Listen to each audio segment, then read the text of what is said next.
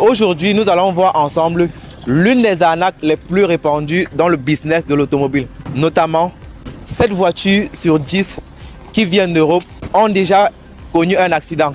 Nous allons voir comment détecter une voiture qui a été accidentée. Pourquoi est-ce que la plupart des voitures vendues en Afrique comme neuves ont déjà été accidentées?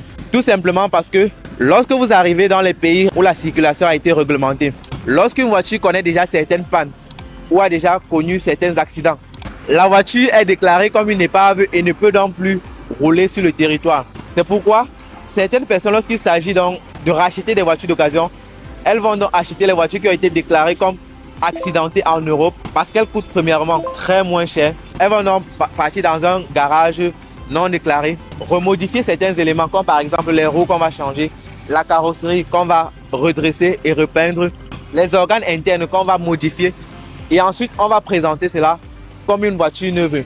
Et pour couronner le tout, on va imprimer ce qu'on appelle un faux carnet d'entretien, vous présenter. Lorsque vous allez donc venir pour acheter la voiture, vous allez vous rendre compte qu'elle brille. Elle ne présente pas de panne apparente.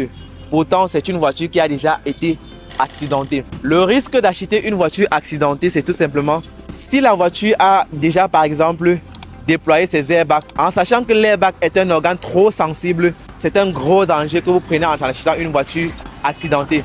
Vous mettez carrément votre vie en danger. Sachant donc que si on déclare comme voiture accidentée, beaucoup d'acheteurs ne vont pas vouloir se procurer ce véhicule.